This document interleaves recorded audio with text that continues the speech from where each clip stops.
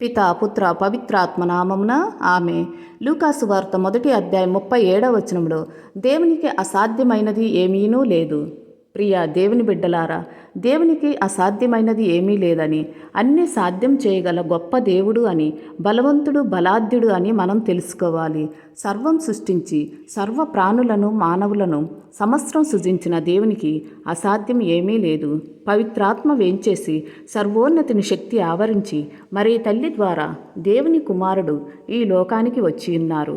జకార్యా ఎలిజబెదమ్మ కడు వృద్ధులు అయినప్పటికీ బత్మిసా యోహాను గారిని, అబ్రహాము సారాకు, ముసలిప్రాయంలో ఈసాకును, మోషే కాలంలో రాతి నుండి నీరు, సముద్రం 2 పాయలు, ఇలా ఎన్నో సాధ్యమా అనిపించే గొప్ప కార్యాలు దేవుడు సాధ్యం చేసి ఉన్నారు.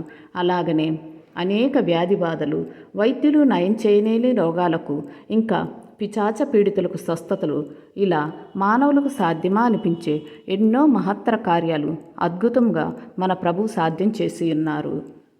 పరిస్థితులు మనకు వ్యతిరేకంగా ఉన్న, ప్రార్థనకు జవాబు ఆలస్యమైన, దేవుడు నిర్ణయించిన కాలంలో ఆ దేవుని ప్రణాళికలు, చిత్తములు మన జీవితంలో నెరవేరుతాయి.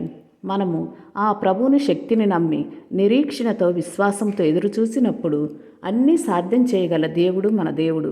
మన సమస్యలు, కష్టాలు, దుఃఖాలు, నిరాశ నిస్పృహలు, వ్యాధి బాధలు ఎంత పెద్దవి అయినా మన దేవుడు అంతకన్నా గొప్పవాడు కనుక ఆవగించంత విశ్వాసమున్న సమస్తం సాధ్యమేనన్న ఆ ప్రభువుని నమ్మి విశ్వసిద్దాం. ఆమేన్.